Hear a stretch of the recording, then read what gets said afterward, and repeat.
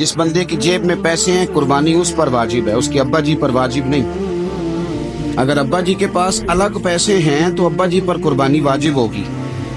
ہاں اگر آپ کی جیب اجازت دیتی ہے تو آپ 3 قربانیاں خریدیں یا بڑے جانور میں 3 حصے ڈالیں، تو اب آپ 2 والدین کی ہو گئی، 1 آپ کی اپنی ہو گئی، لیکن جب تک آپ پر واجب قربانی آپ نہیں دیتے تب تک والدین کی قربانی دینا درست نہیں ہے، کیونکہ یہ دین میں واجب ہے۔ جو نماز آپ پہ فرض ہے وہ آپ نے پڑھنی ہے، اور جو ابا جی پہ فرض ہے وہ ابا جی نے پڑھنی ہے۔ اس مسئلے کو بھی ضرور ذہن نشین کریں۔ اس سے اگلی بات جو اور زیادہ ضروری ہے اس کا ضرور خیال فرمائیں، حصے ڈالے جاتے ہیں قربانی کے حصے، تو 6 حصے ہو گئے، اب 7واں حصہ مل نہیں رہا، تو ایک تگڑے سے بندے کے پاس جا کے مالدار سے کہا کہ چودھری صاحب حصہ ڈال لیں، ایک حصہ کم ہے۔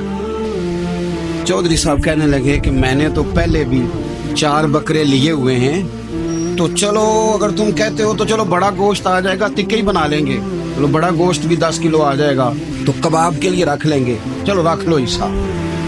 اب 6 بندوں کی نیت قربانی کی، 7ویں کی گوشت کی، اس کی نیت قربانی کی، پچھلے 6 کی بھی قربانی نہیں ہوگی، وہ بھی گئے کام سے۔ آپ اس بات کو سمجھیں کہ قربانی کا مطلب یہ ہے کہ خالص اللہ کی رضا کے لیے مخصوص وقت میں مخصوص جانور ذبح کرنا۔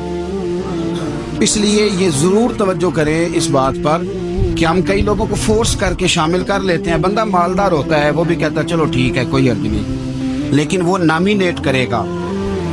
اگر اس نے اپنی قربانی رکھ لیا تو پھر وہ بتائے گا یہ قربانی کس کی ہے، والدین کی ہے، کس کی ہے۔ تو قربانی اس ترتیب سے کریں کہ اس کے سارے مسائل سے آگاہی حاصل